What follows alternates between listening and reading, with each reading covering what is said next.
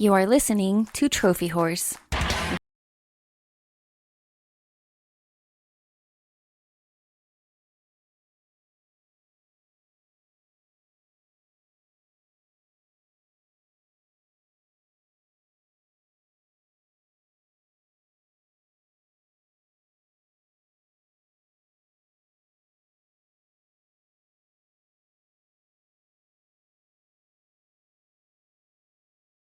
Hello everyone, and welcome to Trophy Horses episode 546.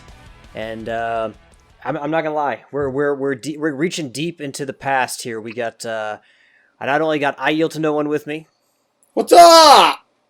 But even better, the cherry on top of this Sunday.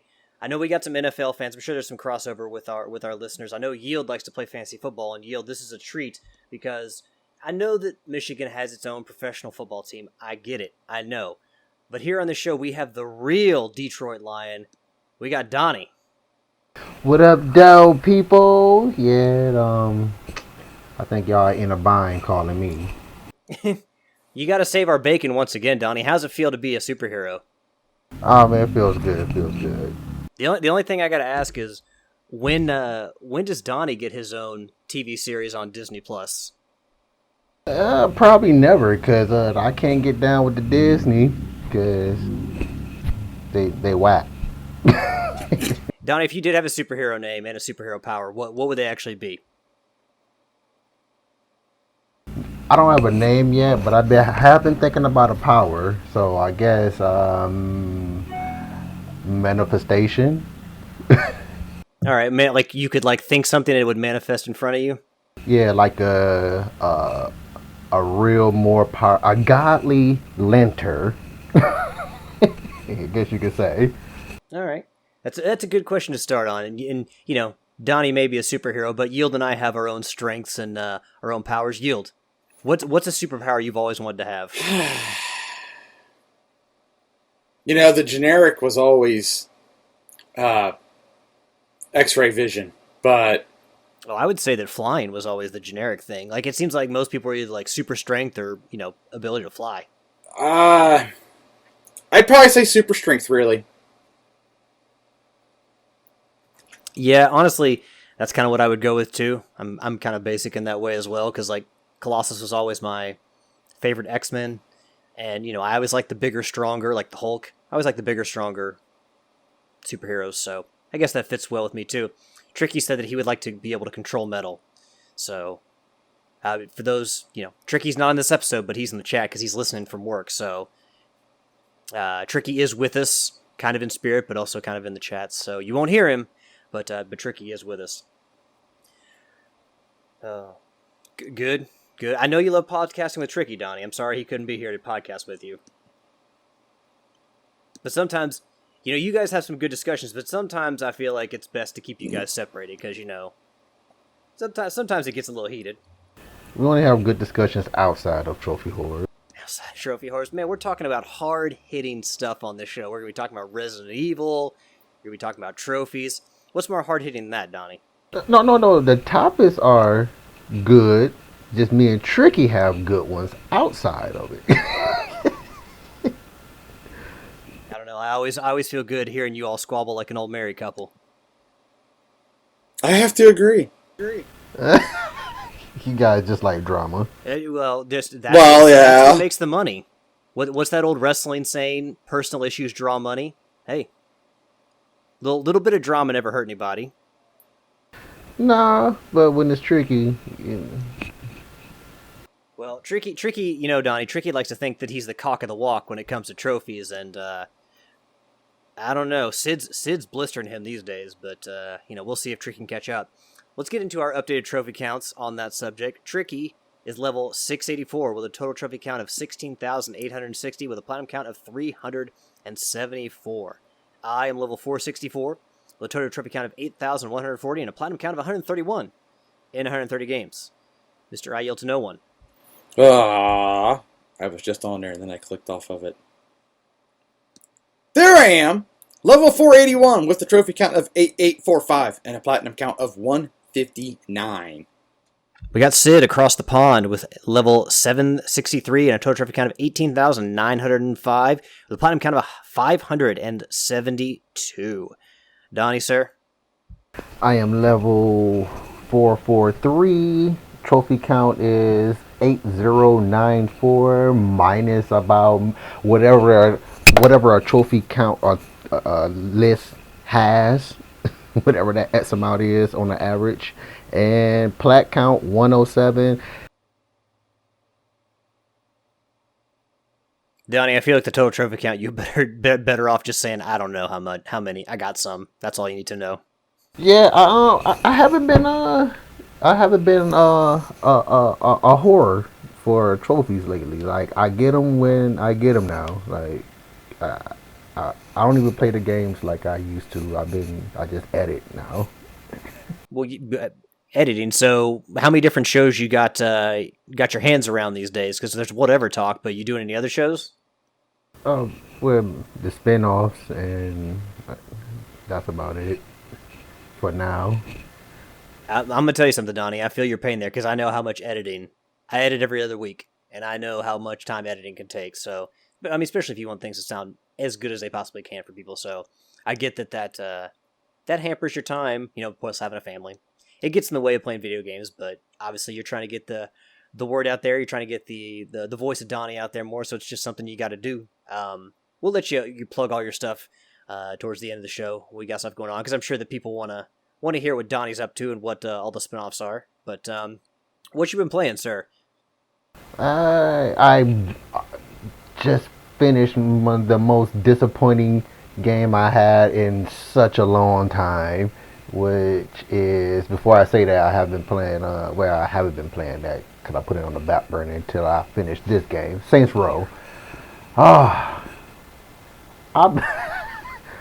been going through playing this game and doing all the side missions because that's just me, my ADD of doing everything but the main mission. Your OCD. OCD, yes, OCD. My bad.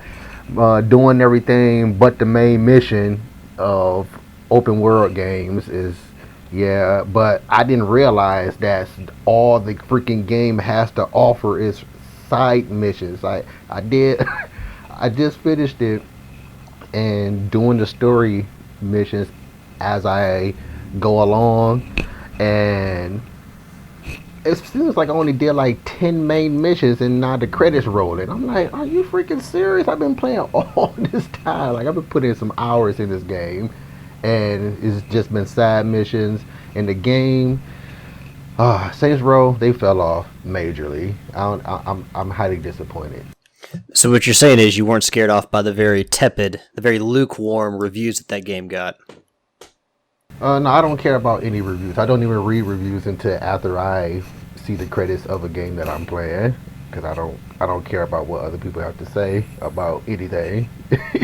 I don't know. With it seems like the reviews were kind of dead on this game. Do you wish now that you had read it so that you? I don't know if you bought the game or not, or how you decided to play it, but yep, bought it because I have faith in the Which one? What was the latest one before this one? it was number 4, wasn't it? Was it the re-election or the Gat? The Gat out of hell. Agents of Mayhem. Oh, that ain't Saints Row. I'm talking about Saints Row. Oh, Saints Row. It was Saints Row 4. Saints Row 4. Is that the one with the superpowers? Yeah. Gat out of hell came out before that one. Yeah, Gat out of hell was DLC for Saints Row 3. Oh, okay. So, that one, the Get Out of Hell, was kind of crap to me. But 3 and 4, I dug. 4 was my absolute. 3 was my absolute favorite. But this one, they went a different route, trying to make it more serious as far as storytelling. They tried their best to keep the comedy within like the gameplay of it, but this sucks, and I'm mad I spent my money on this. Hey man, sometimes the critical reviews can help you out. I'm more like you, Donnie, where I don't tend to look at reviews before I buy a game, because if I want to buy a game, then I just buy a game, and I'll take my chances. I haven't struck out many times recently, so I got a good streak going. But tricky little update. He says in the chat that it was Saints Row 4 DLC got out of hell. So I disagree with him. Yeah, but I thought it was a standalone game itself, like a disc version of that. Cause I believe I had the disc version of it. I'm gonna see if I can look it up here because I never played it. It might have been sold separately. Yeah, okay. So Tricky says it was sold standalone afterwards. I guess kind of like Festival of Blood, Infamous, where it was released as DLC, but you could buy. You didn't have to own Infamous 2 to buy it. Good. Correct, That's awesome. correct. That's awesome. They need to do things like that. Nope, I was wrong. It was Saints Row 4 expansion. Yep. But yeah, anywhere I go, Get Out of Hell was kind of crappy to me, and I was like, yeah, they're going downhill now. And then they rebooted it for some reason, and they should have just kept it in the same boot. All right. Well, anything else you've been playing, Donny, besides Saints Row? Well, prior to that, before playing it, before Saints Row came out, was playing that what is that? Assassin's Creed Vikings. I forget the name. Oh, Valhalla. Valhalla, yeah. That is the dopest Assassin's Creed game to date to me, and like I said, I'm about to go back to that because I'm actually about to trade Saints Row in now because they disappointed me like crazy. I might even sell it. But yeah, Valhalla, that's dope. I'm going back to that. Well, it don't make no sense to go back to it now since God of War about to come out next in a couple weeks. So, but yeah, Valhalla, dope. Yeah, but you still got some time, Donny, before God of War comes out to finish whatever you got to do in Valhalla, or at least get a little further. Yeah, I'm gonna get further, but again, you just heard me say I got OCD when it comes to open world games. Like with any game, really, every single game I have OCD. I got to do everything but the main mission, and that's how Valhalla is. It's so much to do in Valhalla because you're not just doing your assassin legion type stuff. You're also going back and actually playing as the gods of Norse. So, but I think they changed the name up. But yeah, and like what they call them, dream type scenarios. So, but yeah, it's a whole bunch to do in that game. That's probably like the biggest open world game I've ever played, got my hands on. You doing so much in that. But I dig it though. I dig it. I mean, that's kind of something that scared me away from playing Valhalla because I just got done with Origins. I played Origins this summer, and I liked it. But even by the end of that game, I was like, man, this is getting a little bit too much. I'm getting a little tired of this stuff. And I can only imagine having, heard that people play 300 plus hours of Valhalla, that I would really, be gung-ho to put that much time into an Assassin's Creed, or really any video game, to be perfectly honest with you. Yeah, I understand. But Valhalla is, to me, the kills, like, it's so many different brutal kills in that game that they thought of. Like, not only do you yourself have your own, like, signature type kills for doing just different stuff, but each weapon has its own signature kill on top of that, on top of you having all your signature kills. And so it's like I said, brutal. That's really what made me stick with it. It's super brutal. I will say, stop it though. I actually took a chance. I didn't play. I played Origins, I think. Which one came first, Origins or the one with the 2 Roman cats? So Origins came out before Odyssey, and then Odyssey came out before Valhalla. Okay. So I played Origins. I skipped Odyssey. I didn't really care about it. Origins seemed pretty dope because I thought we were going to get the origins of the actual assassins, but hey, I guess Origins just means it's the first to come in timeline wise, because I mean they did give us an origin type thing, but it was kind of whack to me. I'm tired of seeing this freaking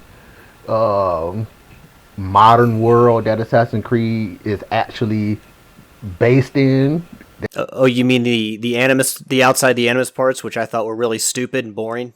Yes, like people probably forget that Assassin's Creed is really based in the future.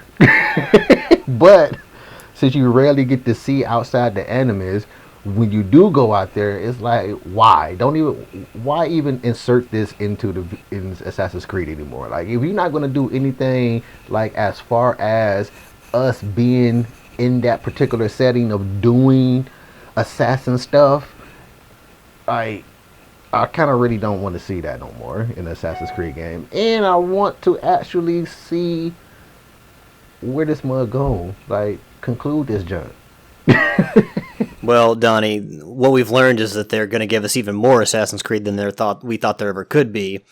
You know, after recent Ubisoft reveals, I'm with you. I've gotten tired of the outside the anima stuff. When they had Desmond early on in the series, and it looked like that was going somewhere, it's like, okay, this is pretty cool. But now it's like anytime you take me out of the animus, I'm like, put me back in. I don't want to deal with this. This is terrible. It's a whole bunch of emails to read. Like I don't want to get on this mug and read emails. I don't want to do that in real life. Exactly. Like, come on, man. But hey, people gonna buy it just the same way people keep buying these freaking Maddens and 2Ks, so they gonna buy it. So Donnie, I assume from your earlier comments that you're going to buy God of War Ragnarok the same day it comes out. Hey, that's the plan.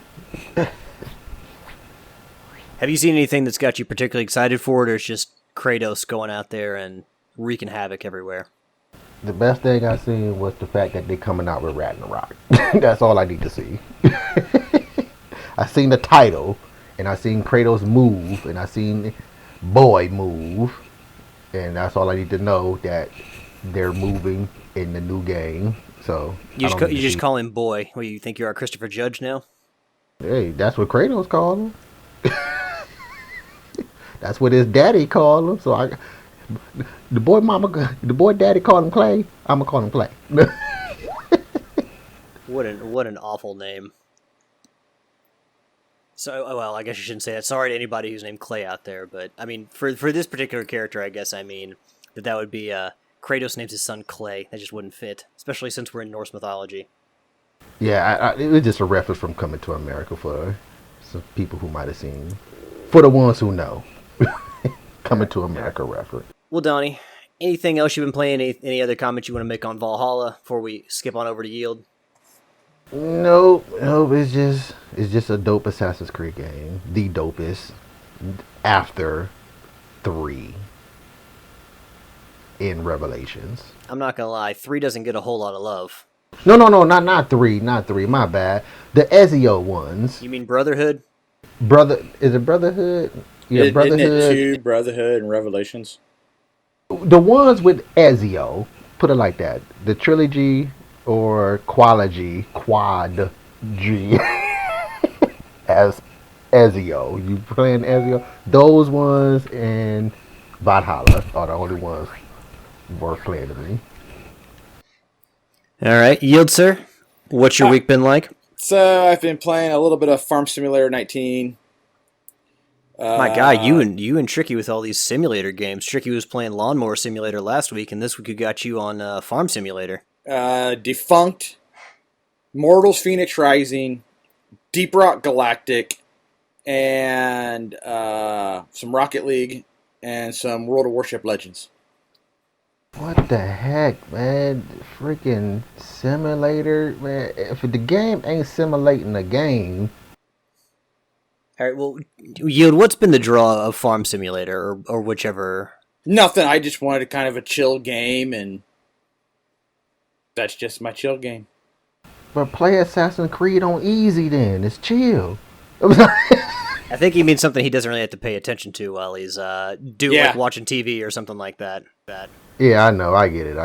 I'm just making fun of people who play simulators, especially the one who got the work simulator. Like, what the heck? Well, like I said, Tricky was playing Lawnmower Simulator earlier, or last week, and apparently it's what did we decide, Yield, is a 100-hour platinum or something like that? I think that's what they said. Freaking whores, man! I tell you. Tricky's the worst of them. Believe you me, he is the worst. He hasn't gotten any better since the last time you've been on. My goodness, like, how you supposed to play games for fun? Yeah, I could have told, like I said last week on the show, I could have told Tricky lawn mowing's not fun, but you know. Like, why would you want to do anything that you don't want to do in real life simulated? You know what? That game's making money for somebody, I guess, but at least make the trophies easy for goodness sakes. Don't make me mow over 10,000 lawns. I don't know if that's a total or you have to mow or not, but it just seemed like a very exorbitant amount of time, and that seemed like an exorbitant number to attach to it. So, Yield Sir, just kind of as we transition to me, overall thoughts on the Haunted Hallows, because I'm sure that's why you've been playing Rocket League recently. I got the one thing that I was really wanting, which was kind of the skeleton with the glowing eyes and the head topper. I might play a little bit more to get the kind of like the skull decal for your car, kind of like the animated one. But I mean, other than that, if I really didn't overly like everything that was in it because I don't really watch horror films, so therefore it doesn't equate to me. So it's kind of like a ho-hum one. Did you see the Billy the Puppet goal explosion in the shop, the Rocket League shop? For anyone who doesn't know, the Billy the Puppet is the puppet from Saw, the Saw series. No, I did not see that. I forgot to look at that before I logged out. He's where? Billy the Puppet, he's from the Saw series, and he's in Rocket League. Donny, I don't know if you play, but when you score a goal, there's like a special like animation that happens. And for the Haunted Hallows 2022, the theme is Icons of Horror. So you've got items themed around Child's Play and Texas Chainsaw Massacre and Trick or Treat, as well as Saw. So the special goal explosion they have in the shop for 800 credits, essentially $8, is a Billy the Puppet one, where essentially a static image of Billy gets bigger and bigger, whereas it throws out TVs out of the goal and they explode on impact on the ground. I'm going to be honest, they could have done a better job on it. Like, a cool idea, but it's kind of lame. Even for $800, or not $800, $8. It's pretty lame goal explosion, I gotta say. But I Yield, I was on the other end of the field on this one because, you know, I like the past 3 Haunted Hallows I think have been the Stranger Things one. Then they did the Ghostbusters throwback.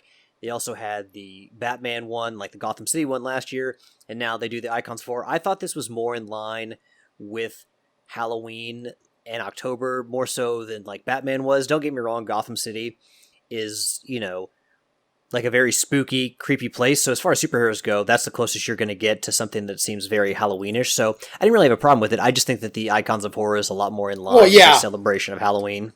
Oh yeah, I agree.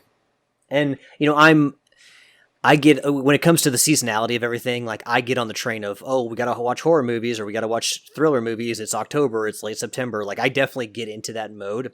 So for me, I thought that this was one of the better Haunted Hallows, but if you're not into the slasher flicks or anything like that, I can understand why none of this really resonated all that heavily with you. Yeah, but I agree with you, as in it is more Halloween than what last year's was. You know, if I can make a suggestion for any future Haunted Hallows, it'd be real cool if they did like an Aliens one, like the Xenomorphs, and you get like Ellen Ripley in there, you know, stuff like that from the Alien franchise. I think that'd be really cool as a Haunted Hallows if we're just throwing stuff out there, which, well, hell, I just did. But yeah, other than that, just going back and playing some Street Rage 4, trying to unlock all of the special moves, the alternative moves for the entire cast of characters in the survival mode, grinding away at that. About halfway done now, so I don't know. I know that I could probably find other games to play and that I would enjoy, but I'm just not really that excited to start anything right now. I've got Detroit Become Human downloaded on my PS5, and, you know, I told Levi earlier in this year that I would play it, and I do want to play it, but I don't know, there's just something like, I kind of just want to go back and earn some extra trophies rather than start a new game. I just don't feel like coming home after work and just like starting a new... I don't know. I don't know if there's a little fatigue going on right now, or if I'm just not up for a new game. I just don't really feel like starting something brand new at this point. It's good. You ain't got to listen to nothing. I mean, you ain't got to worry about nothing heavy, like you said. You just got story. for the most part. It's a dope story too. I freaking love the story. One of my favorites. Yeah, Tricky would like to add to the conversation that he has the Detroit Platinum now. So congratulations on that, Tricky. Donnie, you've played the game. You said you really like the story. Oh, I dig it. And besides it being set in Detroit, that's about it about Detroit. That was kind of upsetting because that was the main thing that really caught my interest, to see a Detroit, how their envision of the future may be. It has some downtown features, and it has this one street that looks very, very, very similar to the street my brother grew up on, the neighborhood my brother grew up on. Like everything, the whole setup, the way the buildings is across the street from each other, the housing, the way it ain't got no houses on the block. Yeah, I was like, hey, this must look very, very familiar. But I did reach out to him to try to get what you call that, for people who get it early and review copy, and they did tell me nah. When they say okay, but you have to go through who was ever publishing it for them. So it didn't go down. But I did read up on what they did. They came down here, did their research on some landmarks and all that stuff. So that was cool that they actually did that and didn't just go off whatever Hollywood had to say about Detroit and then try to just make it up like that. So that was cool. Donnie's like, sweet, Detroit's finally going to get the respect it deserves. And he's like, oh, wait a minute. They threw in a few landmarks and didn't really tie the story, it seems, to Detroit all that much. Nah, they just basically just said, hey, here's a game with the title Detroit in it. That's about it. But the story is really, really dope. For me, I dug it. I'll put it like this. It's very relative. I'll just say that without giving away anything. You mean like you were able to relate to the human character or the characters pretty easily? To the story, period. Yes, to the machines, the AI. It's very relatable. I have heard, and from more than one person, that that's their favorite Quantra Dream game, above, Heavy Rain and Beyond Two Souls. Yep, I'll give it that too. Yep, my favorite one out of their collection. Donnie, I think what you really need when Quantic Dream's next game comes out is a really, really expensive DualSense controller. What do you think about that? Yeah. Okay. Really, a review copy of it, because they're not gonna review my wallet for this month. I'm gonna be honest. I feel like this is just in here for Tricky to brag about how he's gonna have one of these day one. This comes from the PlayStation blog, written by Isabel Tomatis. The headline reads: DualSense Edge wireless controller for PS5 launches globally on January 26th. So, if you got some extra money left over after the holidays, well, if this is your thing, then be ready to spend quite a bit of it. Quote, today we're pleased to share that the DualSense Edge wireless controller, the first ever ultra customizable controller developed by PlayStation, will launch globally on January 26th. Built with high performance and personalization in mind, the DualSense Edge wireless controller for PS5 invites you to craft your own unique gaming experiences through custom controls tailored to your playstyle. The DualSense Edge wireless controller will be available for a recommended retail price of $199.99 slash £239.99. In addition, the replacement stick modules will be available globally on January 26th for a recommended retail price of $19.99 USD and $24.99 in pounds. Pre-orders for the controllers and replaceable stick modules will be available starting as early as next Tuesday, October 25th at select retailers, so be sure to check your local retailer. Anybody wanting to spend $200 on a controller? No. Especially if it does the exact same thing. as the freaking controller that comes with it. But Donnie, it's customizable, so you can put your personality onto this DualSense. Exactly. Just get a freaking pen or a marker and do it. Donnie's going old school. He's going elementary school with this thing. Donnie's going to put his own graffiti on here. He's not going to play. He's not going to pay for any of the customizables. He's going to. So before we move on, before we completely just slam this thing, because I really don't want to spend $200 on this, but for anyone who is interested, if you got the extra cash, quote, the DualSense Edge wireless controller features a host of hardware and software-based personalization options, including button remapping, the ability to fine-tune stick sensitivity and triggers, options to swap between multiple control profiles, and unique on-controller user interface. It also supports the signature comfort and immersion features of the DualSense wireless controller, like haptic feedback and adaptive triggers. You can make the DualSense Edge wireless controller uniquely yours with the included 3 changeable sets of stick caps and 2 changeable sets of back buttons. Everything will come bundled and included carrying case, and you can even charge the controller via USB connection while it's in the stored case to make sure that you're ready. You're always ready for your next PlayStation. Here's the breakdown.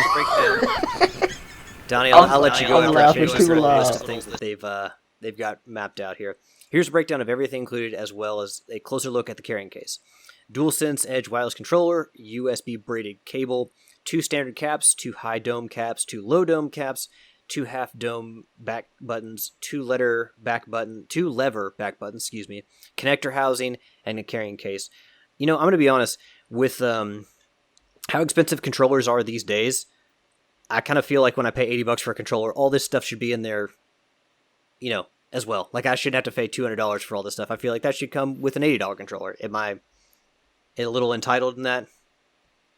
I don't think so. Oh. You mean, are you entitled to have a controller do what it's supposed to do? You mean, yeah. Why would I want the freaking square on the back of the controller for? Like, I honestly feel like this is $200 for a whole lot of nothing. Like a bunch of like caps for your sticks. Like, dude, the DualSense works just fine with what it came with.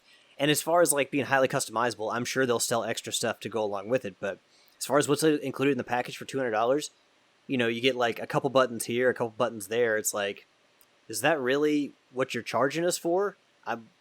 This controller that I have in my hands now is good enough. I don't know. I just feel like it's kind of like a technology flex. Like when people come over, you'd be like, yeah, look at this Edge controller. Like, is this really worth $200? I don't know.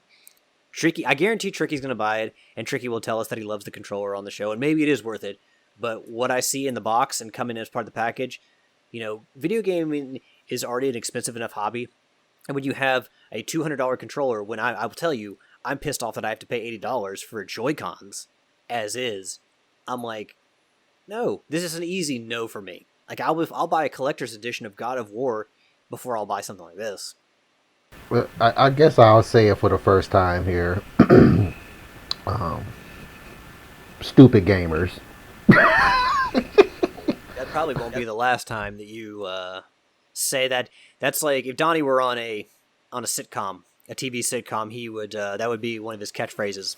Stupid gamers or crybaby gamers. We need to make sure you bust that one out here before too long, Donnie. This is I'm telling you, like, what the heck? People just don't. Is the console not enough for you itself?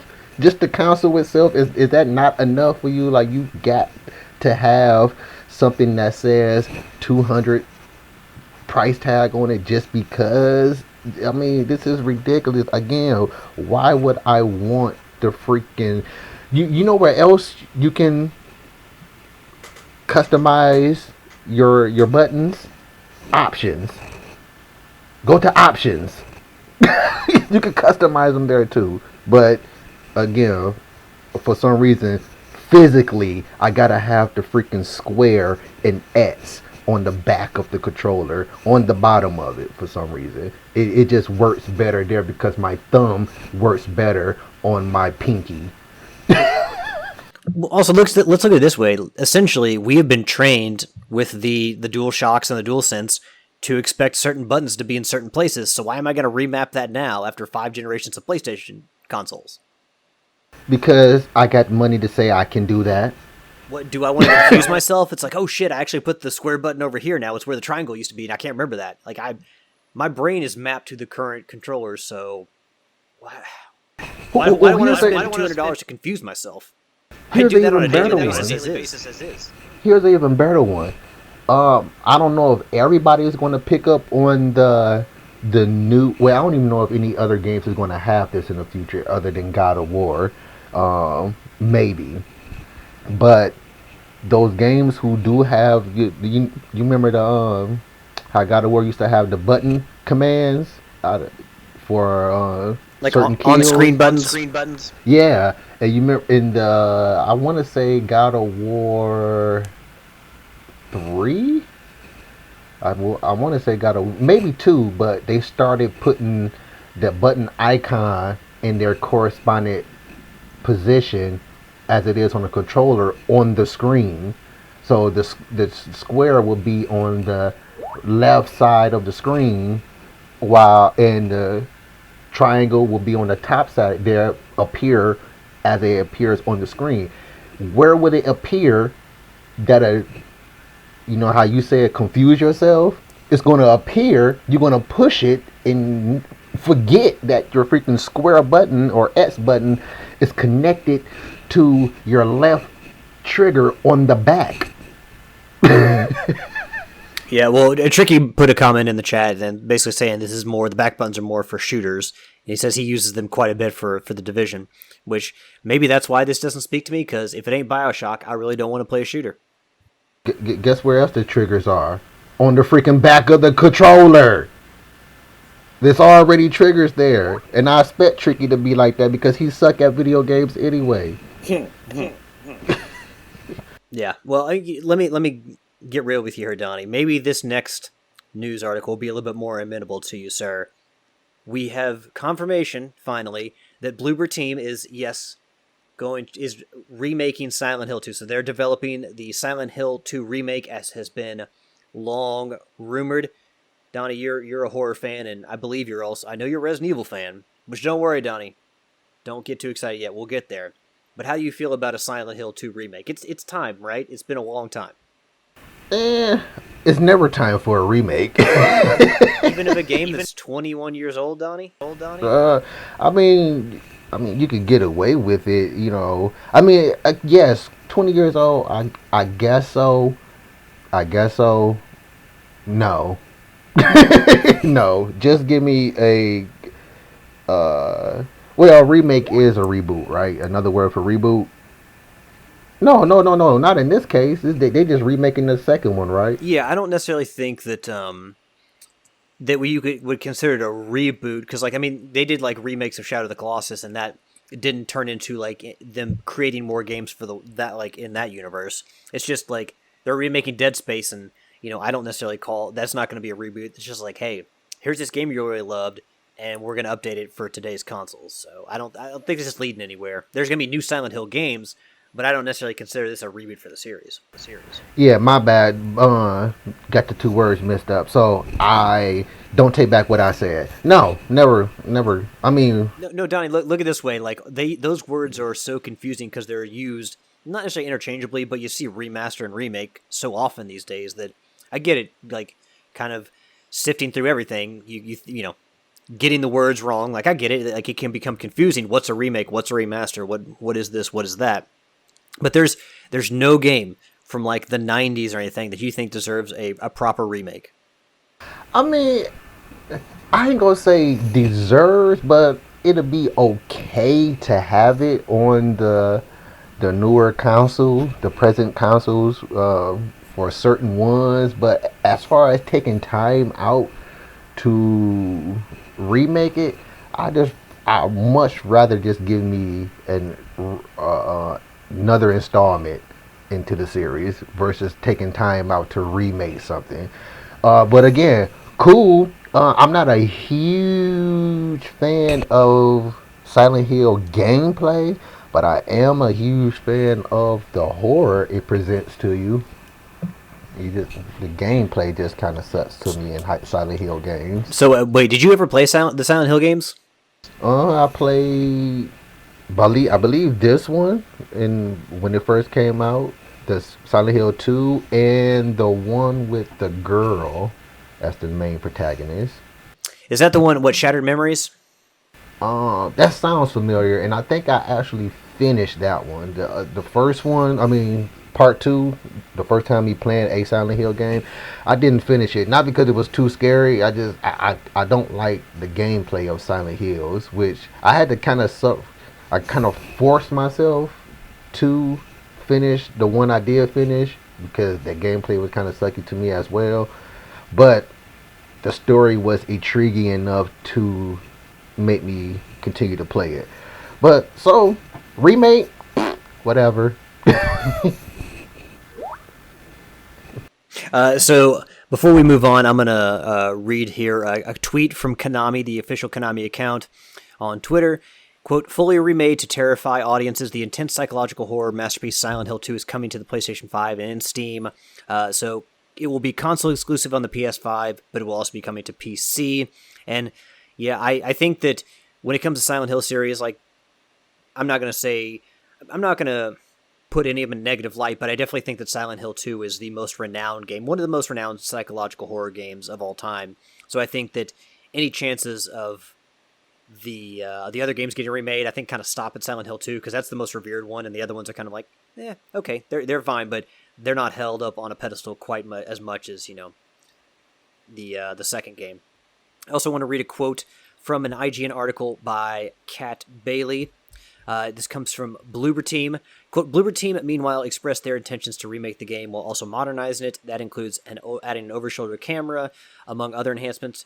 To put it simply, our goal is to make everything that made the game a timeless classic, but delve even deeper into the foggy streets of Silent Hill, said director Matus Lennart, who previously served as creative director of The Medium. End quote.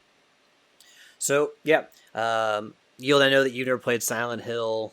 We've talked about this quite a bit on the show recently. Anything you want to add before we move on to another Halloween favorite?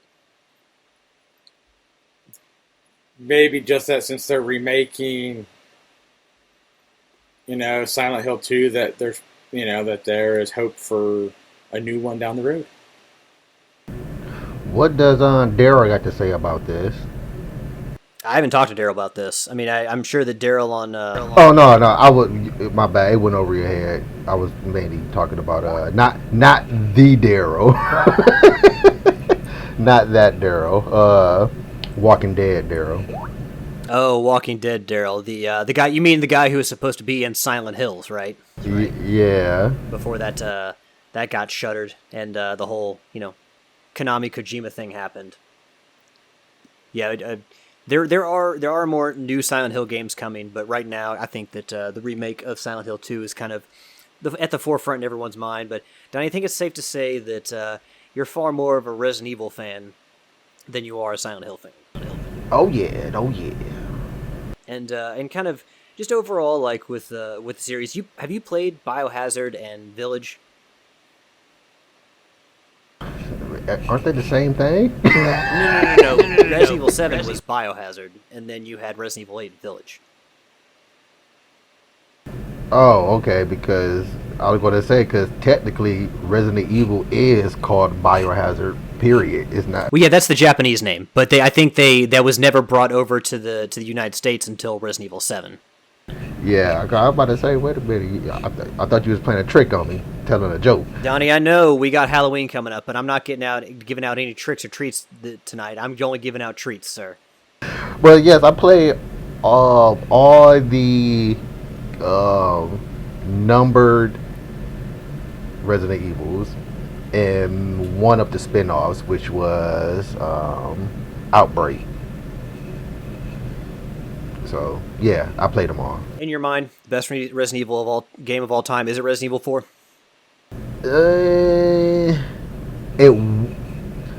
It was until Resident Evil 2's remake came out. Until Resident Evil 2's, but prior to that, yes, Resident Evil 4 was my favorite. Even with all the hand-holding, right? The big escort mission you had to do. Shoot, dang. You know what? Yeah. Hell, it must have been a good game. I know that most people held it in that high regard, but Donnie, I'm going to be honest with you.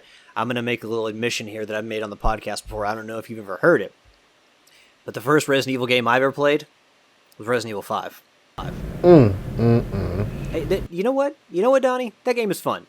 It's not... Yeah, I'll give it to you. Yeah, it's fun. No, but it ain't the one that you come in on. Well, Donnie, I was a late bloomer. I didn't come I wasn't there for when those dogs jumped through the windows. I came in a few years later with Sheva Alomar. But yeah, it's a fun game. The three that I've played are 5, 6, and Revelations. I can't say that I'm the greatest spokesperson for Capcom and Resident Evil, but you know, I've heard over so many years and for such a long time that Resident Evil 4 is the best game in the series. So, you know what? I'm gonna jump in. I'm gonna say that now. I'm probably gonna buy Silent Hill 2 and I'll buy Resident Evil 4 and I'll play them both. That kind of gets us a little bit into our news topic here from the PlayStation blog, written by Tsuyoshi Kanda, a producer from Capcom. Headline reads, New Resident Evil 4 trailer, Resident Evil Village Gold Edition demo, and more revealed in today's Resident Evil showcase. Quote, Hello PlayStation users, my name is Tsuyoshi Kanda, producer at Capcom. At today's Resident Evil showcase, we revealed the latest information on Resident Evil Village Gold Edition and Resident Evil 4. Today we'd like to share additional details about the announcements we've made with all of you. The first thing we want to share is about Resident Evil Village Gold Edition is the demo version that will be available today. This trial version allows you to try out 60 minutes of gameplay in the new third-person mode. You can also play the demo in first-person mode as well. So that demo is available to anyone who wants to go and play it. We hope that those of you who are new to the Village, as well as those who have already played the game, will try this fresh new experience. The game also be switched back and forth between third-person and first-person perspectives, so we recommend that you compare each viewpoint. Next up is Shadows of Rose, a new scenario set 16 years after the main story of Resident Evil Village. Starring Rose, the daughter of Ethan, risked life and limb to save throughout the events of the main game. This epilogue to the Winters family saga depicts Rose's survival in the realm of consciousness. It's a world seemingly completely detached from reality. Witness Rose's personal growth in the final chapter of the story of the Winters family that began with the events of Resident Evil 7 Biohazard. For fans looking for an experience with a bit more depth, Resident Evil Village VR mode allows you to enjoy the main campaign of Resident Evil Village in VR for the PlayStation VR 2. For more information, please take a look at the message from Mr. Akiyama of Sony Interactive Entertainment Japan Asia in the Resident Evil showcase. Next up is Resident Evil Reverse, which will officially begin service on October 28th. We also released the latest trailer as part of today's showcase. This game, which is included as a free bonus with Resident Evil Village, will be available to play in early access from October 24th to 26th, and will allow you to experience the full game before launch. To play online, you will need to register a Capcom ID and link it to your PlayStation, so you please register, and there's a link on the PlayStation blog to do that. Post-launch updates for Reverse are also in the works. Members of Chris Redfield's elite Hound Wolf unit and the terrifying Lycan will be added in future updates. In total, Resident Evil Village Gold Edition and the Winters expansion will include 3 major pieces of content: Shadows of Rose, third-person mode, and the Mercenaries Additional Orders. Both Gold Edition and Winters expansion will be released on October 28th, 2022.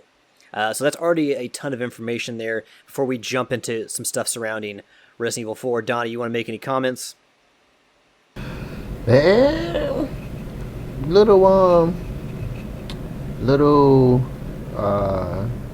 iffy about the DLC because of where I feel Resident Evil story is going, but also expected. So me and Dura, we had like 2 whole episodes on our little Resident Evil podcast that we had, and the route that Resident Evil was going, if it was in real life, I can see it evolving to where it's evolving to as far as monsters and the actual virus itself. But it just sucks in the video game world because, come on, man. So when it comes to the DLC, the story expansion is actually just because you don't necessarily like, or like it's 16 years afterwards. Do you not like the character that they're focusing on, or do you think that that's the wrong branching path to take as far as Resident Evil Village goes? Oh, but I ain't gonna say the wrong branching path to take because, like I just stated, the way that the game, the way that the Resident Evil universe is evolving, I can see it going where it's going. But yeah, Ethan was a whack character from for 7 and 8. Chris is not as dope as he used to be to me.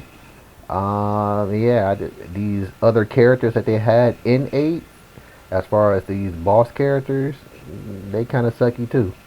So basically, do you want Leon Kennedy back? Is that what you're looking for? Hell yeah. Well, you know what, Donnie, you're gonna get more Leon Kennedy coming next March. Going back to the article here. Quote, finally, Resident Evil 4 will be released on March 24th, 2023. Go over the pre-orders here a little bit. And today we're pleased to announce that pre-orders for Resident Evil 4 are now available. The lineup includes a standard edition, a deluxe edition, and a collector's edition. The deluxe edition includes additional casual and romantic costume sets for Leon and Ashley, as well as a hero and villain costumes for Leon, complete with additional visual filters. You also get the original version soundtrack swap, Sentinel 9 and Skull Shaker deluxe weapons, sunglasses, sporty, accessory for Leon, and treasure map expansion in-game map. The Collector's Edition is a luxury package that includes the main game. The Deluxe Edition contents a figure of Leon, an art book, a special physical map, and a digital soundtrack in the decorative box that resembles the attaché case. Pre-orders of the Standard Edition will receive the exclusive attaché case gold and charm handgun ammo as a bonus. You can customize your attaché case and attach charms wherever typewriters are located in the game.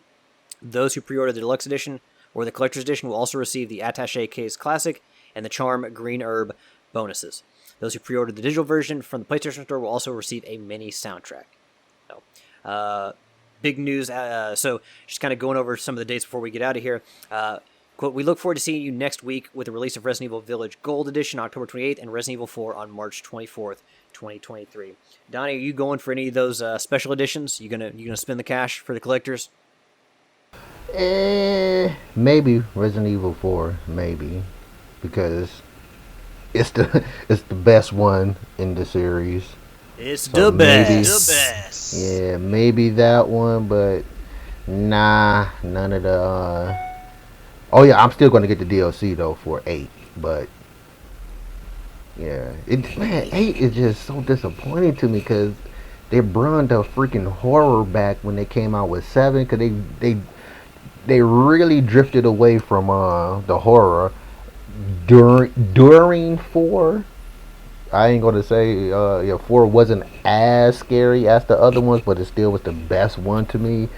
And 5, 6, it was, I don't know what the heck they was thinking with the as far as horror, because it wasn't there whatsoever. I mean, I don't know. I think that there were some horror elements to it, like from the very beginning, like that fight with the executioner. Like to me, that was very kind of like that was a very tense moment. I'd include that. It's not like it's not like a dark and stormy mansion, but at the same time, like there is a horror aspect of a giant executioner with an axe coming after you. I mean, yeah, anybody coming at you with a some type of weapon that's as big as he is will, I guess, will strike horror into the character in their universe. But me playing it, nah, it wasn't really all that scary. But 7 came out, even though it was first person, which I didn't care for. It brought the horror back, like it brought it. It was kind of like they brought it back so great with the horror. It was kind of like, what was the point of ever taking it out? That's how great the horror was brought back in 7. Like I think that the move for the industry seemed to be that you saw this with Dead Space, is that got more away from horror and more into action. I guess developers and publishers saw movement when it comes to dollars, and they said people want action games. They want co-op. That's what people are looking for. And it turns out, yeah, maybe they do want it in some games when it comes to, a game that's sold to them on being a horror game. That's not really the case. That's not really what they want. And I think that, let me ask you a question, Donnie. When it comes to a survival horror game, the atmosphere matters, the music matters, the enemies matter, but also it's a thing of like limited availability of ammo. Like in Resident Evil 5, you can go get a rocket launcher, and at a certain point you could turn like infinite ammo on. You had to earn it, but they gave you so many souped up weapons that you didn't really feel like you were overmatched, or at least I never did. So that is another aspect of it that I think the original Dead Space handled a lot better. And I assume in Resident Evil 7 and 8, they don't just give you weapons of just, huge amounts of destruction that you can just plow through the game with.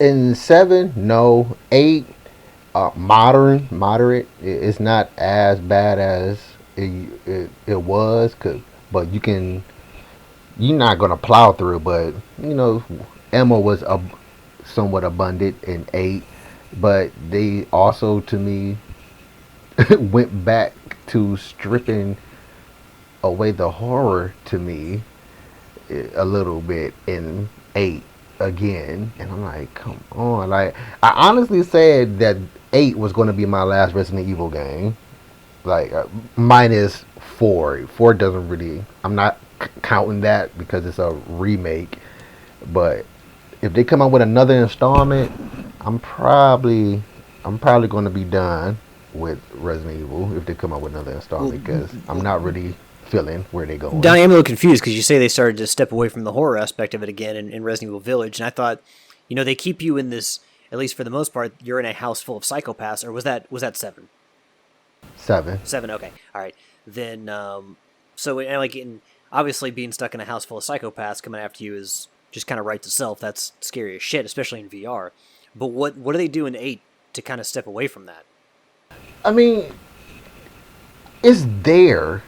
I guess they're trying to do too much now. I guess they was trying to make, to me, I guess probably they trying to make Ethan, the protagonist you play with, he's new to the franchise when 7 came out. It seemed like they tried to make Ethan this likable character, but it couldn't quite do it. And a lot of it had to do with Ethan just suck. He's weak. He don't have any type of combat skills, and you can use that as a horror mechanic itself, him being just, I guess you could say, one of us, but you would think that he will evolve a little bit being who he was from 7, but he's still the same old boy from 7, but now he has a daughter. And he's somewhat of a dunce to me as well. Like, he's kind of stupid, like, as too. Fair enough. Yeah, I definitely don't know if adding a daughter into the story of a survival horror game where you have to worry so much about your ammo and with the enemies coming at you is the best way to do it. I don't really want to manage another person. Well, you had to worry about that. Yeah, you had to worry about managing another person, a character, because the daughter got kidnapped at the very beginning. It's kind of in the trailer, so I didn't give anything away. So you just have to retrieve her. Yeah. All right, Yield. I didn't mean to cut you out of the conversation, but I know that you're not big on survival horror. But anything you want to comment on from any of this at all? No, I'm perfectly fine with that. I have no clue what I'm talking about when it comes to Resident Evil. And that's why it's the perfect episode to have Donny on, because yes, Donny could talk about Donny. I feel like you could talk about Resident Evil all day. Yeah, I can. I know my. I'm entwined with the Res Eve lore. So, okay, let me ask you this before we move on to our next topic. Since we got you on here and we got you on the Resident Evil topic, what would they have to do? I know you said they kind of turned you off a little bit with Resident Evil 8, but when Resident Evil 9 comes out, what do they have to do to bring you back in? Is it just simple as bringing Leon Kennedy back? What do they gotta? Nah, it's not as simple as that. But well, honestly, yeah. If you put Leon as a playable character from the start, and you say that, yeah, that'll get me to overlook me not buying it the next installment. Or I can't even say Chris will save it, because the way Chris is, how they making him out to be now. But Well, third person, most definitely. Like, cut it out with this first person jump, right? And or just make it switchable. Like, I don't understand that about video games that was third person and now venturing over to the first person. Just make it dual, switchable. Like, let us choose our play experience, I guess. Well, and that's one of the things they highlighted is that in the demo for Resident Evil Village Gold Edition, you can swap between third and first person. Yeah, they should have did that to begin with, because they heard us say that from 7. They heard, I know they heard us say that we didn't want this freaking first person jump, but they gave it to us anyway. And when 8 came out, so did you think we was gonna change our mind or some junk? So, but yeah, give us third person and bring our beloved characters back, since they're still a part of the actual lore of Resident Evil. Give it back to us. Give us back the control of the people that we want. So, I mean, like, we talk characters that you want, like I'm assuming Leon Kennedy, Jill Valentine, because I'm going to level with you, Donnie. I'm going to be honest with you.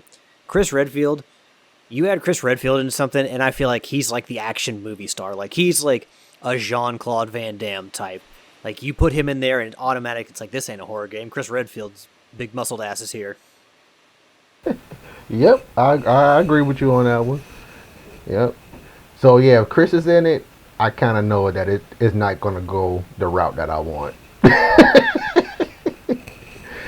And Wesker. Like I wasn't. Yeah, Wesker. Oh yeah, Wesker is cool. We kind of got Wesker with his son in 6.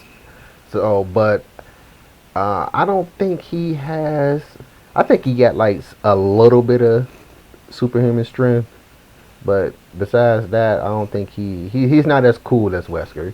I just put it like that. He's not as cool as Wesker. Now, I can't remember. I know that Resident Evil 5 was all about fighting the Ouroboros plague, for lack of a better term, and that, you know, Wesker got a bad case of it towards the end. Did he die in Resident Evil 5? I can't remember if they actually killed him off, because you fought him at the end. I just can't remember. I would say, Resident Evil, but yeah, I say so. They didn't bring him back in 7 or 8, so yeah. Which makes sense, because if you're going to focus on a new main character like Ethan and the crazy family and Lady Dimitrescu and Village, you certainly don't want to have Wesker popping around. I mean, hold that Joker card for maybe later in the series when you want to bring him back. But I think it's good to focus on kind of like a refresh for the series. Maybe you don't like Ethan so much, or you didn't necessarily like how they handled Ethan all the way through, but I think focusing on new characters is definitely important for a fresh new feel to the series. Yeah, that's cool. Yeah, that's just a personal thing, but yeah, I agree with you. Yeah, new characters ain't bad. It's just bad if they suck. And that's certainly well within the control of Capcom and the developers to make a character not suck. Let's be real about that. Yeah, not suck. Make the characters not suck. Well, yeah, they got the capabilities to do so, but they didn't do that with his son, with Wesker's son. He sucked. And Ashley sucked. The chick from 4. She was the president's daughter, right? Mm-hmm. Yeah. See, I know a little bit about 4. I know a little bit about Resident Evil 4, Donnie. And she was in. She's the I think you take control of her. I think. Oh, good. That's exactly what I want. 6 as well. I think she's in 6 as well. But no, she's actually part of a squad. They actually up her ante. Like they made her cool. like she's shooting guns and all that stuff. She's part of the. I don't know if she's part of the B. Oh no, that's an African thing. I think BSA B. That was Resident Evil 5, wasn't it? I mean, I don't know. Again, I don't know how deep that goes, into the older games, because I started with Resident Evil 5. But that's definitely collecting the BSA emblems, or the BSAA emblems, was definitely part of Resident Evil 5. Yeah. But I think that's also they're located in Africa, or they're that branch that goes everywhere. But if I forget which who actually works for, but yeah, they made her into a dope character now. She's actually doper than Ethan to me. And you, I don't even, again, cutscene wise or not, she's still doper than Ethan to me. All right, so Donnie's appraisal of Resident Evil. We got a whole lot of good and a little bit of suck. Something that definitely sucks a whole lot is the servers shutting down for old games, especially if you haven't collected your trophies in those. This article comes from IGN, thanks to our friend George Yang. Headline reads, Mirror's Edge on onrush among the EA games shuttering their servers soon. Quote, first spotted by True Achievements, the specific date for the server shutdowns for these games is January 19th, 2023. There are 2 achievements that will be affected by server closure in NBA Jam On Fire Edition, and they are Arena Noob and Arena Vet, which requires players to earn 1 and 10 arena medals, respectively. Mirror's Edge, Gatling Gears, and Shank 2 don't have any achievements that require online access, so unlocking them after the server shutdown will be possible. I will say, though, as someone who has Shank 2 and is 1 trophy away from 100%, there is a survival mode, a wave-based survival mode, that is much easier with another person. So, if you don't have that, you may want to go get it before the shutdown. Quote, I did Shank. You did Shank 2? You did Shank 2? Did I get? I think I got Shank 2. I can't remember, but I most definitely dug me some Shank. Yeah, no, it was a fun game. A fantastic art style from Clay Entertainment. Donnie, I think if you know what, Donnie, get back to me, because if you have 100% in Shank 2, I might need your help on that before these servers shut down. I don't. You don't? But I'll play. You don't? Yeah, if I got it, I'll play. But I know I don't have. Well, hell, maybe then we can do it together. We can mop that up together. Quote, EA is also shutting down more online servers this year, including ones for several Command & Conquer games on November 9th, as well as Onrush on November 30th. EA recently updated its list of service updates to contain October 20th, Army of Two, the 40th Day, Army of Two, the Devil's Cartel, Dragon Age Origins, multiplayer server, screenshot server, November 9th, 2022, Command & Conquer Red Alert 3, Command & Conquer 3 Tiberium Wars, Command & Conquer 3 Kane's Wrath, Mercenaries 2 World in Flames, November 30th Onrush, and January 19th, 2023, Mirror's Edge, NBA Jam On Fire Edition, Gatling Gears, and Shank 2. Quote, other than EA, other companies have also shut down servers for old games, such as Ubisoft with its older Assassin's Creed games earlier this month. The most recognizable of these games, Mirror's Edge, was first released on PlayStation 3 and Xbox 360 in 2008. It came to PC in 2009. A reboot of the game, Mirror's Edge Catalyst, launched in 2016 for PC, PlayStation 4, and Xbox One. So, lots of servers shutting down, not necessarily a great thing, but after so many years, we can certainly understand why they would close everything down. Yield, your specific thoughts on any of these games? I know that you were a huge fan of Onrush, so anyone looking to play Onrush or take Yield's advice on that, might want to get on it, unless, you don't care about 100% trophies. You got a month. I don't really think there was that many online trophies. I don't remember there being that many online trophies, but I enjoyed Onrush. Army of Two games were fun to watch my buddies play them. And I'm really surprised that the Mercenaries 2 servers are still up and going. Now, Yield, did you get the Platinum in Mercenaries 2? I did. I went back and got that. But I had already had the online portion of it. I just needed to go back and redo single player. Well, because Oh, wait a minute, hold on, because I'm considering mopping this up before the time comes. But I know that there were glitched trophies, because I'm missing 5. And they were the reportedly glitched trophies for online. They earn $1 billion, they earn $1 trillion, I think, and be connected to EA servers. There were 3 others, but did you have any trouble with trophy glitches when you tried to clean everything up? No. Did they? Maybe they released a patch, because I remember that I couldn't get 5 specific trophies, and they were all online. And I've gone back and looked recently, and they were definitely glitched when the game first came out. And I guess. Yeah, I remember hearing about that, but I never really. You just got to make sure that you stay logged in. Sometimes it would log you out, but I don't ever remember having a real issue with that. And I was able to get them when I hit my million and $1 billion. And so, well, I mean, you said, so the 5 online trophies, I think they're 5. You had all those completed, and then you just were missing some single player ones. It's not like you had to go play the single player again in order to get the online ones? Correct. Let me see here.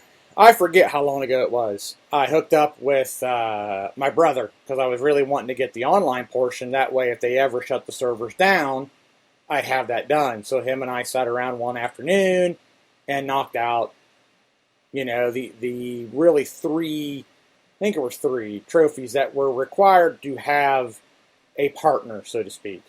And then I had gone back and just replayed the story again because I had gotten to almost to the end of the game, and for some reason it was giving me fits. And I went to reload an old save and deleted over the save I wanted to reload and got mad and quit playing. And then when I went back and replayed it all, I zipped right through the part that was giving me fits. So, but yeah, I didn't have a trouble with the $1 million and $1 billion trophy. Okay, I may ask for your help for that. Okay. The one caveat is, though, I used to own the game physically, and it's one of those games that I got rid of when I was cleaning stuff up. And I just went on the PlayStation Store, on the PlayStation 3, to kind of see, okay, well, maybe it's available digitally. It's one of those older games that's only available on disc. Same with Force Unleashed, the original one. Force Unleashed 2 you can buy digitally, but the first one you cannot. So I need to find copies of both those games in order to mop up everything I want to. But, Yield, if I do find a physical retail copy of Mercenaries 2, I will... hit me up. I will let you know, yeah. Yeah, because the ones that are online were just really... The hardest ones was you had to get, I forget, 30 kills with a mounted gun, which is basically in the back of the Jeep, and you're in the, you're standing on the back with the 50 cal, so to speak, or the machine gun.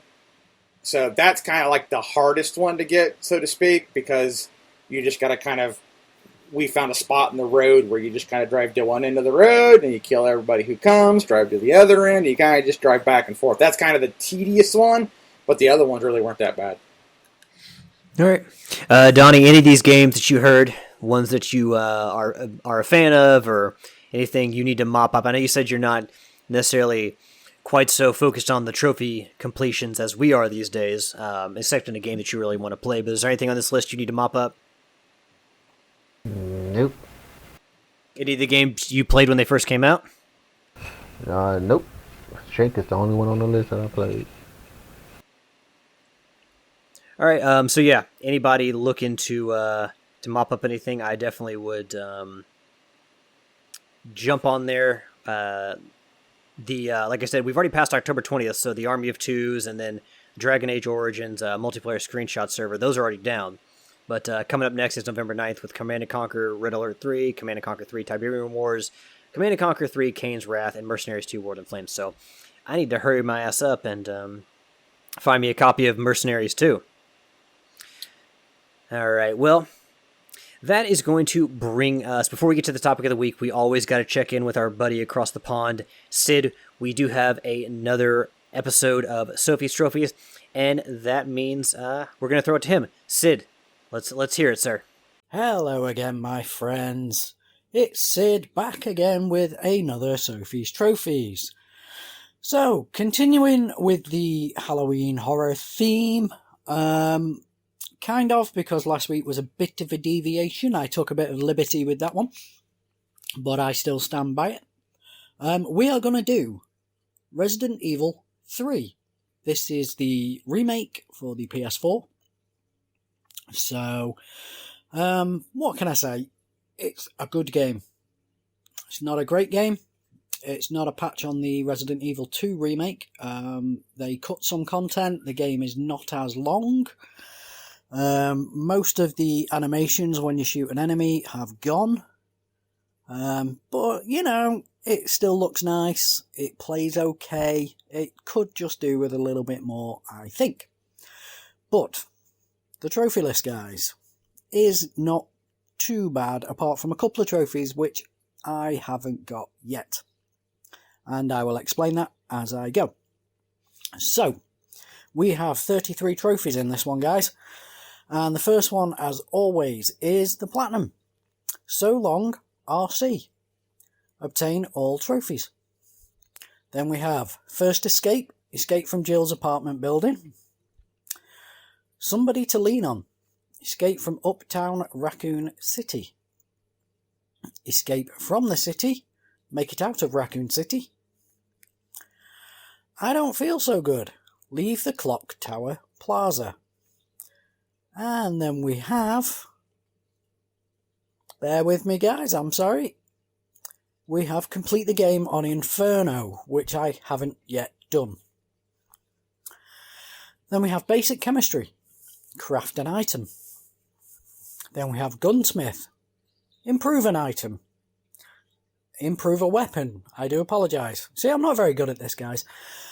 So those two, you will get items that you can use to expand, craft things and all that kind of stuff. The game explains it to you, what you need to do, where you need to do it. Expand your inventory. So there you go. Pick up a backpack. There are more than one. So you can pick a few of these up and it will just make it a bit easier to carry things through the game. Nemesis down. Cause Nemesis to relinquish an item. So this is when you shoot the Nemesis enough, guys. He will drop down to his knees and become immobile for a bit. So go and pick up whatever it is he drops at that point. Nemesis down, ? Defeat Nemesis on the rooftop. So pretty self-explanatory. Beat the shit out of the Nemesis on the rooftop. Power Stones. That is a good reference to an old Dreamcast game there, guys. Place all jewels in the clock tower monument. So as you go around the game, you'll pick jewels up and you need to place them in the monument thing. It's not really a puzzle, guys. All you do is place the jewels. The Carlos Express. Leave RPD, which is the Raccoon Police Department. So you'll end up going back in there, which is where Game 2 was set. And just go back in and work your way through it and get back out. An Unfortunate End. Defeat Zombie Brad. So you'll find him wandering around in a specific area. I think it's an underground walkway type thing in the RPD. And you need to finish him off. And the next one, guys. Complete the game on S rank on Inferno. Which, again, I haven't done. So those are the 2 trophies that I haven't got in the game. I did start playing it on Inferno. But for some reason, there's a zombie right at the beginning that keeps getting me. And I just got pissed off and turned it off. I Need a Hero. Withstand the zombie siege. This is in the hospital. Near the end of the hospital. And it's a good little section. If you've played Resident Evil 4, it's like that siege that you do with the Spanish guy. I can't remember his name, but you have to hold them off in the house. But this time it's a hospital. The Pursuer. Follow Nikolai deeper underground. Electric Slide. Gather all the fuses in the warehouse within 5 minutes. So a bit of a rush one this. Just run around and do that bit as quick as you can. Nemesis down, ? Defeat Stage 2 Nemesis. Nemesis down, defeat Stage 3 Nemesis. Now Stage 3 Nemesis, he is the final boss. And if I ever go through this on Inferno, I'm not looking forward to it. Because you have to shoot these targets he has on him and then push some generators in place. But the camera isn't very good for it, and on the second to hardest difficulty he knocks health off like crazy. But you know, I might give it a go one day. Then we have Hello Charlie. Destroy a Charlie doll. So if you played Resident Evil 7, there were little dolls in that game that you could shoot. This is much the same thing, the little bobblehead type creations. And you have to destroy one. There is a trophy in a minute for destroying all of them. But first we have 2-for-1 deal. Defeat 2 enemies with a single shot. Very self-explanatory, that one, guys. Bookworm. Read all story files. And then we have, guys, destroy all Charlie dolls. Kendo's Armory. Collect all weapons in the campaign. So as you go through the game, keep an eye out for any weapons that you can pick up, and there you go. RE Master of Unlocking. Unlock all safes, lockers, strong boxes, and pickable locks. So you need to be quite methodical with this one, guys. Just take your time as you go through the game. There's nothing really that missable. And if you need a code for anything, it's always in a note nearby. And, just keep your eye out and you should do alright with that. Survivor. Complete the game on standard or higher. Veteran. Complete the game on hardcore or higher. Conqueror. Complete the game on nightmare or higher. Sensational work. Complete the game with an S rank. S ranks in this game, guys, all they are based on is time. So you complete the game within a certain amount of time, you will get the S rank. Pausing the game doesn't make the timer carry on, but cutscenes do. So you can skip cutscenes and that will knock off a few seconds. Minimalist. Complete the game without opening the item box. So, as with all Resident Evil, guys, you have the item box.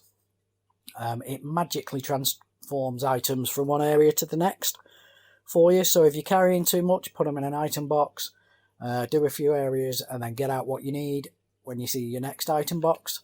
But this one, you're not allowed to use them. I might need these later. Complete the game using one or fewer recovery items. So, along with Minimalist, this one can be a bit of a pain. So do it on the easiest difficulty when you've played the game and you know what you're doing and just run through it. Then we have Sprinter. Complete the game in under 2 hours of playtime. So, this one, guys, I did this one along with Minimalist, and I might need these later. Because I played the game 3 times at that point. So I did all these runs all together, just ran through the game on very easy or whatever the setting is. And after going through the game that many times, that's why I really couldn't be bothered with Inferno. And I can't get the hang of the dodge. And there's a zombie right at the start you need to dodge. It's not a very good dodge, guys, to be fair. And it just kept grabbing me. I say kept grabbing me, probably 2 or 3 times. But by that point, I'd had enough. I might do it again. I don't know. But that, guys, is Resident Evil 3. Not the best. Certainly not the worst. I tried playing Resident Evil 6 the other day. I don't get on with that game. It's just not good, I'm afraid. I really wish it was. I do like Resident Evil 5. Yeah, there we go. That is actually a spooky game for a spooky season. And I hope you guys are all okay, all taking care. And I will talk to you soon. Keep getting those trophies, guys. Bye. And we are back. Thank you, Sid, for another rousing episode of Sophie's Trophies. Always love hearing from you, sir, and I hope that you are continuing to... Sid discussed it on the last episode of Sophie Trophies. He was having a little issues. He had kind of fallen back into depression. He said he was feeling better, getting back out there, and Sid, I just hope that your continued recovery and just kind of, just feeling better. I hope that you continue to feel better and that you're in a much better place mentally than you have been, because nobody needs to deal with that, especially going into winter. Winter is a very awful time to kind of fall into that trap. Seasonal depression is a real thing. So yeah, I will echo Sid's sentiment from the previous episode when I say take care of yourselves, as physically and mentally, because they both can have tremendous impacts on your well-being. Our last story, our topic of the week, is going to center around the brand new game Gotham Knights, and of course Tricky, he's jumping on the horse right away. He's already on the train. He's already playing Gotham Knights. So hopefully, when he comes back next week, we'll have an update on what he thinks of the game. Donny, yield. Before I get into the news, which is definitely not favorable for the Xbox. What do you guys? Either one of you guys going to play this? Either one? I know that we had kind of talked about this before, yield, and how we were like, why do we want to play this game when we're not playing as Batman? After seeing more videos and media on it, has your opinion changed at all? Not yet. Like, it's kind of possibly piqued my interest. I'm still waiting to see some more, because I'm just... It hasn't, drawn me to it yet. So, what if Tricky comes back next week and said, "Oh, it's a super fun game. Oh, you guys got to play this." Like, is that going to be enough for you, or is it just going to be like, well, I'll take that into consideration and I'll be excited to buy it when it's like $30? I'll take it into consideration, but I still need to see more. Why? Why you gonna take anything Tricky say into consideration? Well, that's why I said I would take it into consideration. But why? That's what I'm asking. Why? Well, he's been right on some games. Well, to be fair, also, like, if it were up to him, none of us would have ever played Ghost of Tsushima, because it was you and I. Oh, yeah, it was a horrible game. Horrible game. Ended up loving it because we told him to keep on it and he would love it. But, yeah, so, I mean... Hold on, wait. Y'all said, you said it was horrible? No, I was being sarcastic because Tricky was like, he had nothing to do with the game. And Alex and I are like, you're absolutely crazy. It's like the best game, one of the best games ever made. Oh, well, again, Tricky don't know how to play games. He just be button smashing and trophies popping. Sometimes he doesn't even have to press the buttons. He'll just be like watching something on TV or cooking something for dinner, and he'll just get some trophies. Yeah, and just get trophies. So he's got a rubber band or some like mousetrap, like he's like Kevin McAllister over here, but instead of like beating up bad guys, he's got like all these traps and stuff to press the buttons on the controller for him. All right. So Donny, we got Gotham Knights. I assume that you were a fan of the Batman Arkham games. Yeah, I'm a fan of the Batman Arkham games. Not a fan of Batman per se himself or anything DC, but the Arkham games, the series, are pretty dope. I dig it. This doesn't bode well then for Gotham Knights, Donny, when it comes to you saying you're not really a fan of DC. Oh yeah, I was about to say I'm totally not interested in Gotham Knights at all. I do dig Nightwing in Teen Titans Robin, but that's about yeah, this game doesn't interest me at all. Donny, are you ready for a hot take on this show? We were supposed to actually have Joe Priestley was supposed to be on the show, but he had to cancel last minute. And as we know, Joe likes to dish out the hot takes. So I'm gonna, in his stead, I'll give you a hot take here, Donny. Are you ready?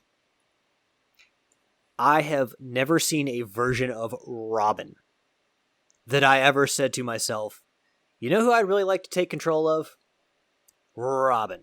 Like, what, like, I know I'm going to get some hate for this, but, like, what a wet noodle superhero character is Robin. Like, I don't know. I will have to say that the Teen Titans, well, the first version of Teen Titans, I didn't really care for Teen Titans Go. But that version of Robin was actually pretty cool because he was... It's a cheap comparison to say he was Batman-esque, but he was his own badass character because he didn't have Batman over his shoulder telling him what he was doing wrong. Yeah, but even then, wasn't he the worst character on Teen Titans? Nah. No, I would say I wasn't. I wasn't really a fan of Starfire, and then Beast Boy would be right up above that. Yeah, I was gonna say as sweet as Starfire probably could be. Yeah, she wasn't really all that in Teen Titans and all that. And also, that's why I specifically said Teen Titans Robin. Yeah. No, I agree with you, Donnie. Yeah, the Teen Titans Robin was pretty dope. Yeah. And Nightwing, the name sounds sweet. Well, I mean, that's like their attempt to give some edge to Robin. Like, you know, after the old 90s movies when Robin was in there played by Chris O'Donnell, which no shade to Chris O'Donnell, but like I think he did the best with what he had. Yeah, I mean he did, but like that's when you think of a very uninteresting, kind of boring, like blasé Robin, or just a very like unenticing Robin, you kind of think of Chris O'Donnell. Yeah. But I mean, like Nightwing was their attempt, I guess, to kind of edge him up a little bit and make him more brooding. Like basically, like, hey, if Batman wasn't here, then Nightwing is the guy who's gonna, you know, be the one to go out there and kick the shit out of some bad guys. That's why the name only sounds sweet. All right, well, I guess we should actually get into the news aspect here because it's a little bit of it's something that you can use for ammo on the message boards if you're into still into the console wars kind of thing. So this comes from CBR.com, and the author is Greg Hill. The title or the headline reads, Gotham Knights dev blames Xbox for frame rate limitations. Quote, a senior developer working on the upcoming Gotham Knights has blamed the Xbox Series X for the game's locked frame rate and other technical limitations. In now deleted tweets shared on Twitter, going back to me, if you put something on Twitter, you should know that somebody on the internet somewhere has screen capped it, so deleting it doesn't do no good. Quote, Lee Devenall, a senior character technical artist at WB Games Montreal, called the Xbox Xbox Series S a potato, and said it was holding back an entire generation of games. Devenald wrote that developers are facing difficulties in fully utilizing the powerful new hardware of the Xbox Series X because Microsoft continues to push for the release on the weaker Series S console. He added that because multi-platform games have to be optimized for the lowest performers, fans would continue to see lower frame rates and less intensive graphics if developers had to include consoles like the Series S in their release plans. Since publishing the tweets, Devenald's Twitter account seems to have been deleted. Oh man, he went the hard route. And if you're on CBR.com, there are indeed pictures of these quotes on Twitter. Let me see here if I can get a... Well, it's not going to be able to... I was trying to see if I can... I was trying to see if I can get a picture of these and read them, but okay, here we go. Let's see. So on Twitter, Lee Devenald said, I wish gamers understood what 60 FPS means in terms of all the things they lose to make the games run that fast, especially taking into account that we have a current-gen console that's not much better than the last-gen one. Let's see. Devenald also responded to somebody saying Series S GPU mostly. Multi-platform games always have to optimize for the lowest platformer. The Series S exists, though, and one Microsoft won't let you launch on without the other. An entire generation of games hamstrung by a potato. So those are the actual quotes from Mr. Devenall on Twitter. Not very favorable, to say the least. Not throwing any shade at the Xbox Series X, but more that the Series S is kind of holding everything back. The last thing I'll read from this is the quote... Developers' comments come in the wake of a growing backlash against Gotham Knights' locked 30 FPS frame rate and a lack of performance mode. W Games Montreal blamed the features included in Gotham Knight for the omissions, saying it had to make sacrifices to count things like untethered co-op gameplay and a highly detailed open world. The news caused much chagrin among PS5 and Xbox Series X owners on social media, many of whom said the locked frame rate was unacceptable on hardware that can smoothly run games 60 FPS. So there you have it. The Series S is being blamed for some of the issues with the game, that making the game not run as well as it could. What do you guys think about this? I mean, Question real quick. Yes, sir. This Xbox Series, is this the latest generation of consoles for... It is the more basic edition that essentially allows you access to Game Pass without having to spend all the money on the Series X version. So it's the cheaper one, but it still gives you access to Game Pass. Oh. Hold on. Wait a minute. Let me make sure I hear this right. Yield, did I say anything incorrect there? I don't believe so. No, okay, but I just want to make sure I heard it right for this to be a series. So this is, okay, you know how Station has the disc and non-disc version? If this is supposed to be something similar to that? Well, the Series S, I believe, is... Let me see. I can't remember. Well, basically, so one comes with Game Pass and the other one don't come with Game Pass? No, you can access Game Pass on both of them. They basically released the Series S because the Series S is a lower-end console. It's cheaper than the Series X. So anyone who just wants access... Microsoft is pushing to get Game Pass on as many different things as they possibly can. So the Xbox Series S was an answer to, hey, this console isn't as powerful as the X. But if you just want kind of entry-level console, or I shouldn't say an entry-level console, but if you just want a more value-friendly console to play Game Pass, then this is, what you're looking at. So it's not. It's still retarded to me, but just don't make this freaking console. Period. Well, that's what he was saying. Like, you cut this out. We're being held back by this. Yeah, but I mean, for them to even come out with it in the first place, I thought it was something like the station versions were, but not what the boy. No, not. But yeah, that's idiotic anyway.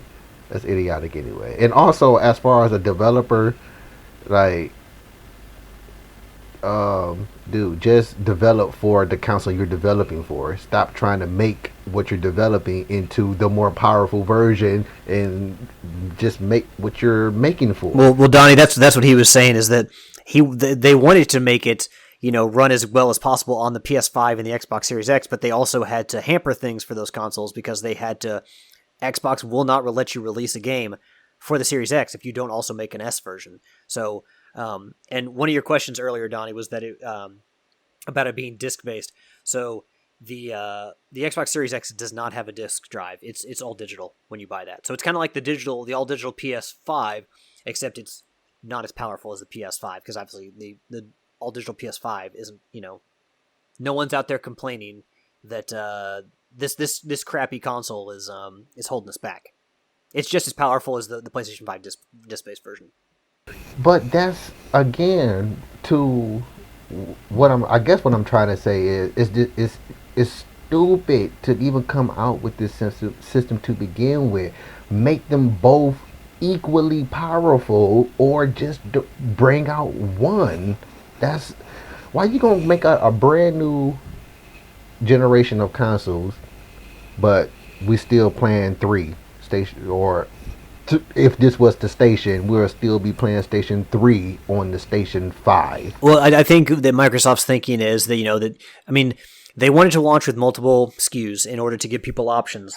And again, like, their whole push is, we want you to play on Game Pass. We want you to use stuff like xCloud. We want you to use stuff like Smart Delivery. They care less about the hardware these days. So, for people who want the high-end console, they'll release the Series X, but they also want to get people who don't want to spend as much money. And it's like, hey, here's your $299 Series S, and you can go all digital. You can, still play on Game Pass.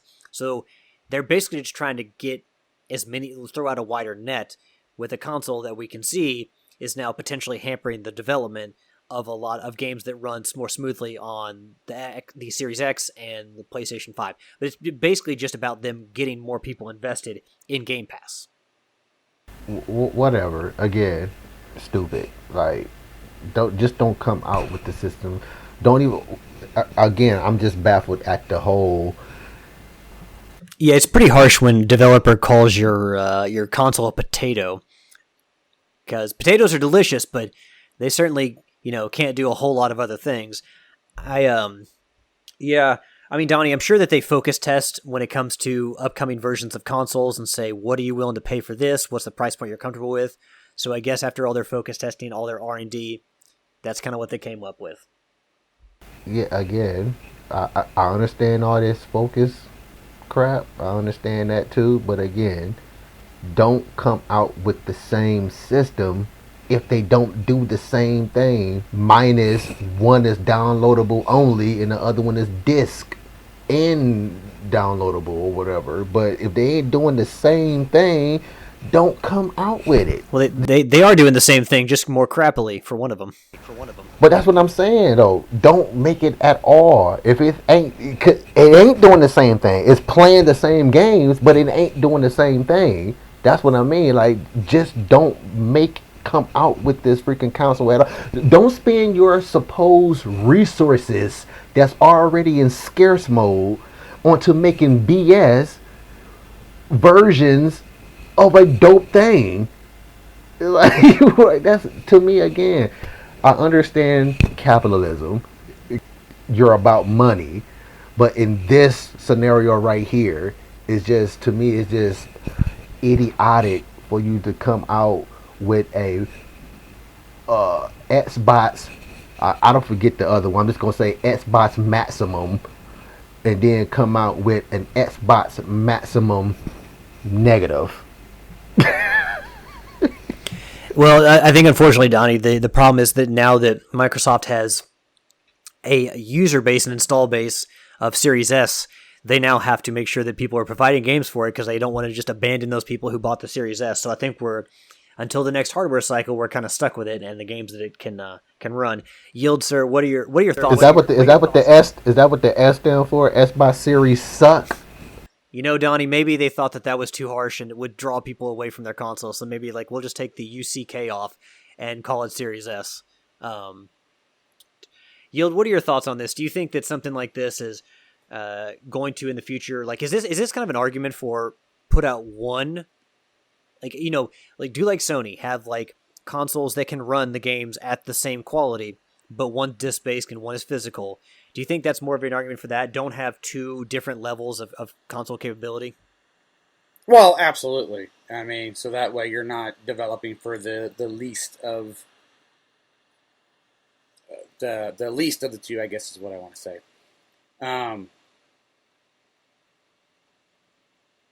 Yeah.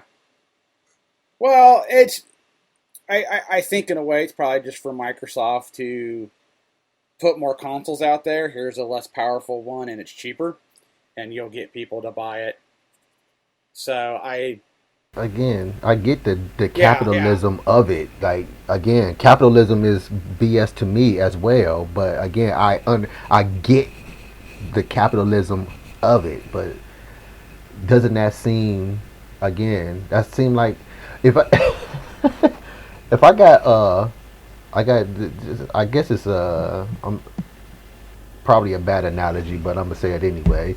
I got a used old car, but yet the inside of it is all decked out with all the dopeness, technology, and all this and that, but it won't move out of this spot that it's parked in because it sucks.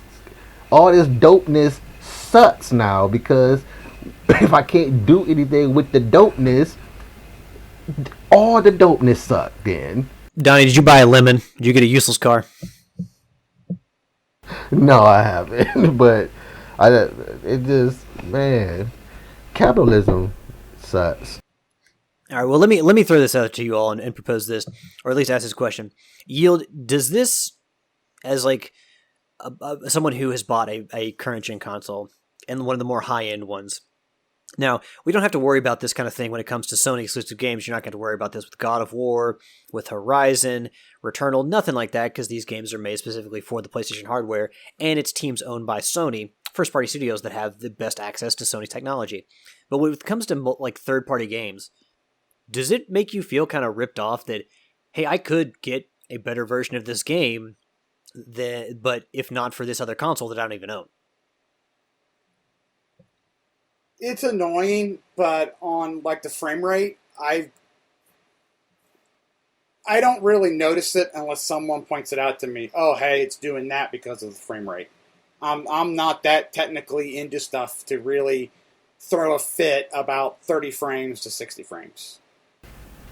Thank you for not being a crybaby gamer. Oh, he busted it out. So wait, Donnie, you don't feel cheated in any way by having when it comes to multi-platform games and them not running as best as they can on your PlayStation? I rarely fall into that category anyway. Matter of fact, if it does, it happens for just a moment and then it never does again. Because I have run into that issue, but probably since Station 3 came out, probably twice. But again, even if it did, I understand because sometimes it just does that. It's technology. It happens. But yeah, and you experience it more. At least I experienced it more on line multiplayer stuff. Yeah, because you're also dealing with other people's connections too. Exactly. So outside of that, So I rarely like I said, probably twice. And I will say it was once on, I believe, Kingdom Hearts, and maybe what's that, Ghost of Tsushima. I want to say that too, but it was like just for like an instance, and never again. So yeah, it ain't nothing to be BSing over. This wouldn't keep you from buying a third party game, right? That hey, we're it's You said it won't keep me from buying. Yeah, it one? won't keep you from buying one if it's locked to like 30 frames per second because of a certain console. No, I'm just asking you an honest question there, Donny. No. My bad. No, not you. But I forgot that's what it was. People are locked on frames per second. Like, y'all don't know Jack. Y'all don't know nothing about freaking technology. You freaking gamers don't know nothing about freaking frame. You just know that, hey, it says a frame rate, so you think the higher number, the better. So it may be, but again, you ain't gonna know this, Jack. You just saying something just to be a part of the crybaby crowd. Hey, I got astigmatism, so I don't know if I would notice it, but exactly, they ain't noticing nothing either. Just like they can't see the freaking million K TV, right? Like, oh my goodness, this is so much better than the freaking Super HD K TV. This million K is just like whatever.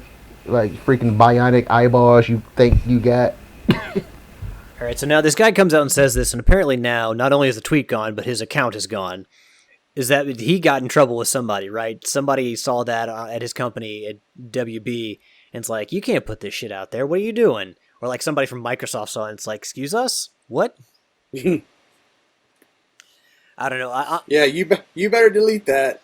I don't know. Yeah, like, you want to keep your job? Get this out of here. Make this disappear. But of course, the internet remembers. So I don't know. I think if you're going to put something out there, just be willing to handle the consequences. Of course, this gives all the Sony ponies, all the ammo they need to have a good laugh at the Xbox owners' expense for a day. But again, you need this to laugh at Xbox? What?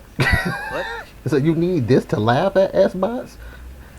The Xbox being in existence is laughable. Oh, Donny. Donny, I know you don't want the console wars to come back, right?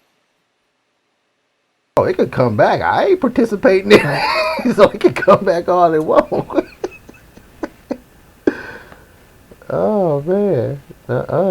Yeah, honestly, just for simplicity in the future, it would be nice. People get confused at retail. I work in a grocery store, and I cannot remember the number of times that people come in, things they buy regularly every week, and then they don't remember the brand name or exactly what it is. Like, hi, I'm looking for this butter. And I'm like, okay, do you remember the name? Do you remember what the package looks like? Do you remember what kind it was? No. So I just know it's not butter, but I'm looking for butter. I can tell you that people get confused at retail and don't pay attention very well. So I think that going forward, I think it is better if you're going to release multiple consoles, have them be equivalent as far as the hardware. Make them be able to run the same games at the same quality, and let's just cut out this mess of this tiered system where, well, this one's better than this one, but this one's cheap. I would just rather have. How you going? What, Donny? How you going to cause rivalry within your same company?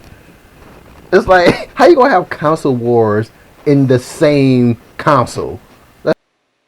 Well, I don't necessarily know if I would call it a console war, but I mean, that's what it is. You got well, again, not a war per se, but in the figuratively speaking type way. Like, instead of having Xbox against Nintendo and Station and Dreamcast or whatever, you got Xbox against Xbox. I definitely don't think that there's Xbox owners at a bar, one rep in the S, one rep in the X, fist fighting each other over which console is better. I think that's pretty well accepted, but yeah. Any further comments before we go ahead and get out of here for this week? Nah, we PlayStation. You talk too much about the bots. Oh no, we evolved from that, right? My bad. mean, you know what? Sometimes it comes into the news where you talk about Microsoft. Sometimes it comes to the news where you talk about Nintendo. Can't always be just in the walled garden of Sony, Donny. Yeah, I know. You whores have matured a little. You take that back. Absolutely not. Yeah. How dare you? How dare you say we matured? No, we've reached peak maturity a long time ago, and it's not going any further than it already is. Man, look, we are all, if not over 40, getting close to 40, and we ain't maturing any more than we already have. I'll tell you that much. We are solid rock. We are statues. We are who we are, Donnie. Can you accept that about us? Oh yeah.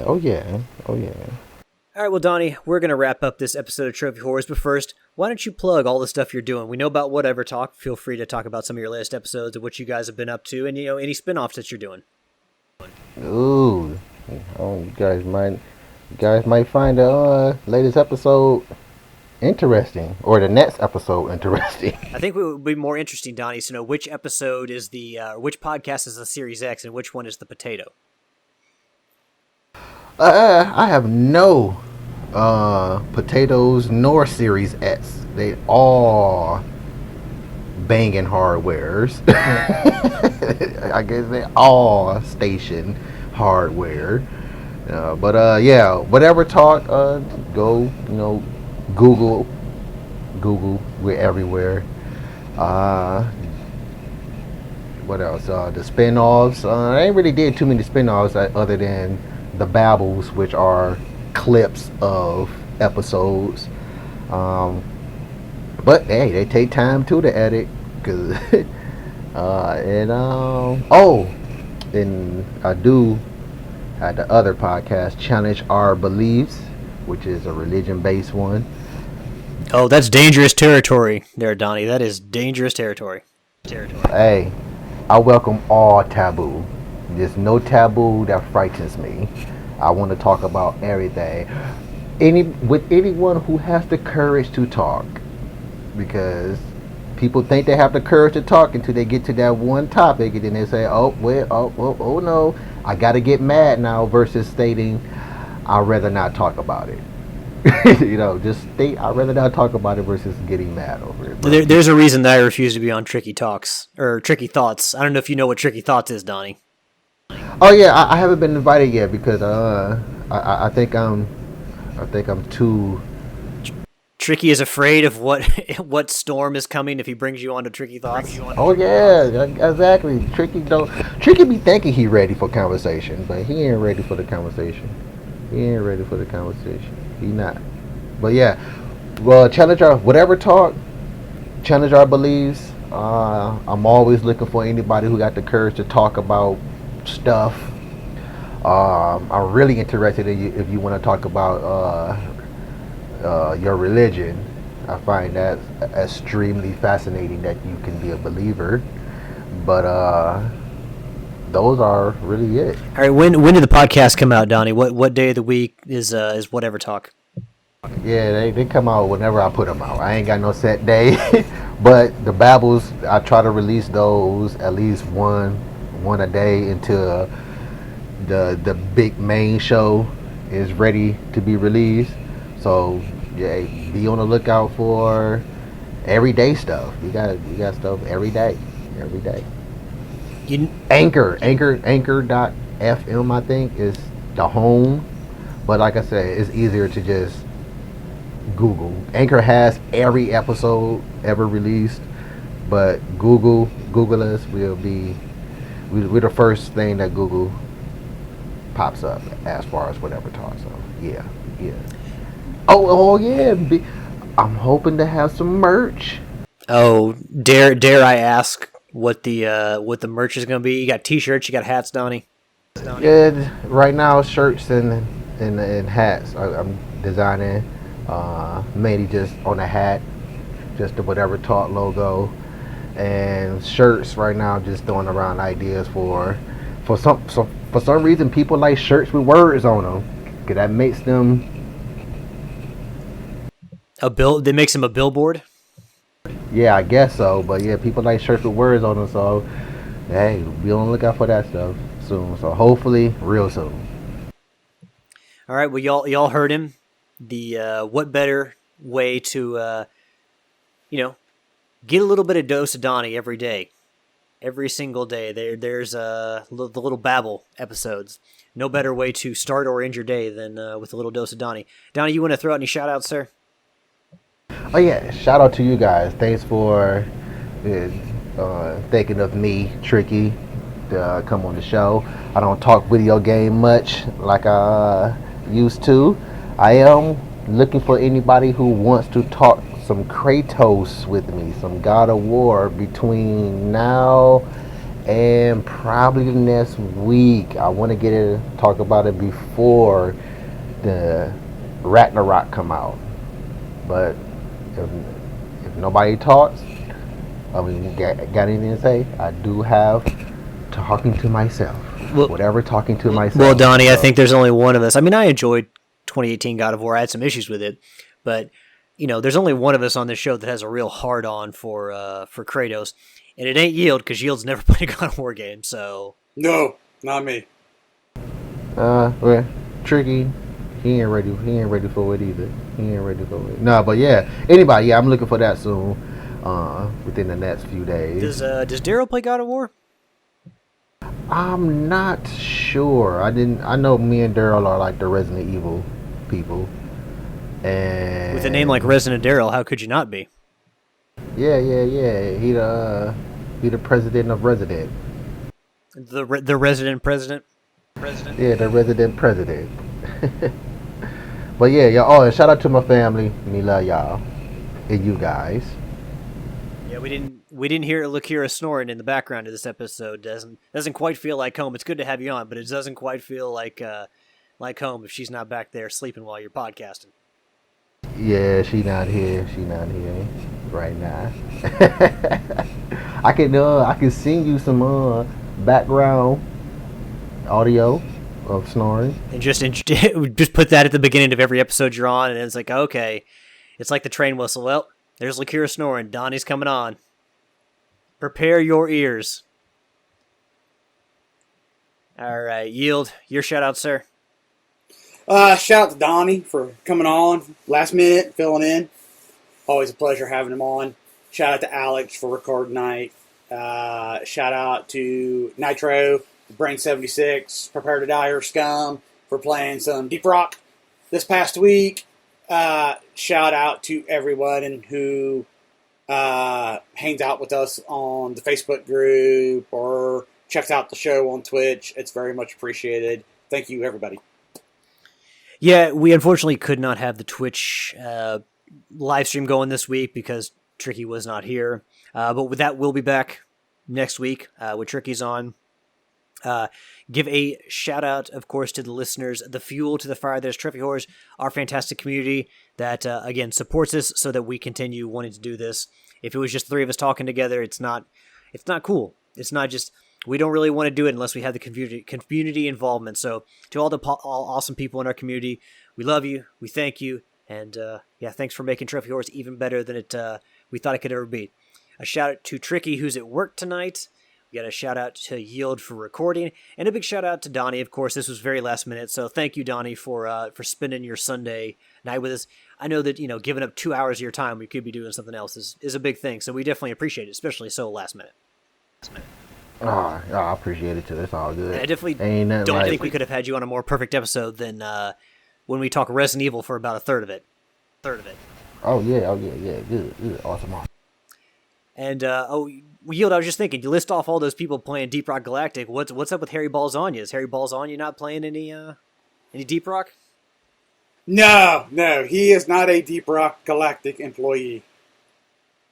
But he's still hanging around, right? Still playing games with y'all? Yeah, he is still hanging around. He is more of the couch co-op. Harry Balzania is just hanging around? Yep. It's just hanging around. I'm going to be honest, I just wanted to say Harry Balzania. I'm going to be real about that. But good to hear Harry's still sticking around. All right. Last but not least, giving a shout out to my awesome and loving girlfriend, Ashley. I love you, honey. And, we will see you guys next week for another episode of Trophy Horrors.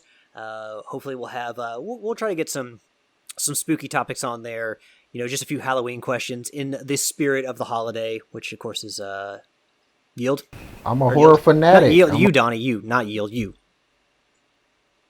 if you need me on for some horror questions, answering, I'm there.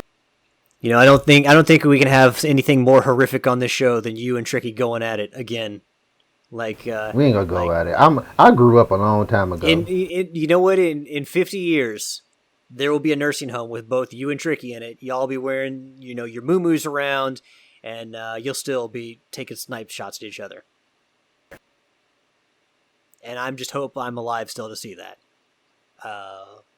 But yeah, sorry. That's going to bring us to the end of episode 546, closer and closer to episode 550. Hope everyone has a good week in preparation for Halloween. Get out there and decorate if you haven't already decorated. Just take in the fall, the foliage of the fall. Just enjoy some of the good weather we've had out there. But thank you for all for joining us.